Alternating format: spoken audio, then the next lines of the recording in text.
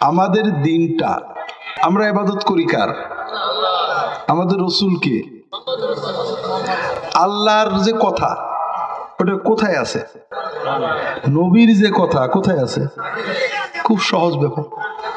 আমি যদি কোরআনটা একটু পড়ি, নবীর হাদিস একটু পড়ি, তাহলে আল্লাহর নূর, নবীর নূর আমার কলবে চলে আসবে। কিন্তু আমরা এই কষ্টটুক করতে চাই না করে কি করি? এই হুজুর যা বলে শুনি, ওই হুজুর যা বলে শুনি, ওই হুজুর যা বলে শুনি, শর্টকাট।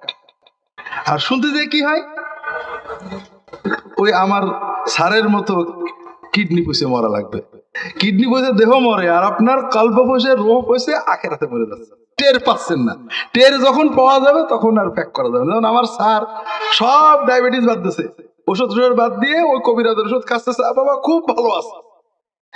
এখন মাপার তো কিছু নেই, খুব ভালো হতে হতো হঠাৎ কিডনি পচে গেছে, কিন্তু ভিতরে যে পচতেছে উনি টের পাননি। যখন টের পেয়েছেন তখন আর কিছু করার নেই।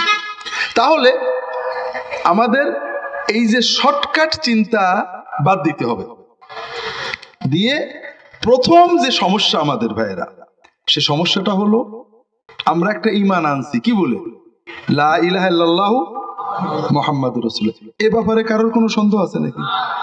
তা এখানে আল্লাহ আছেন মাবুদ, আর মুহাম্মদ হলেন রাসূল সাল্লাল্লাহু আলাইহি ওয়াসাল্লাম। আল্লাহ একটা কিতাব আছে, তার নাম কি? আর নবীর একটা কিতাব আছে, তার নাম হাদিস। তাহলে আমরা যদি এই ইমানের দাবিতে অল্প অল্প করে একটু কোরআন পড়তাম, বুঝতাম, নবীর হাদিস বুঝতাম, তাহলে ভালো হতো না?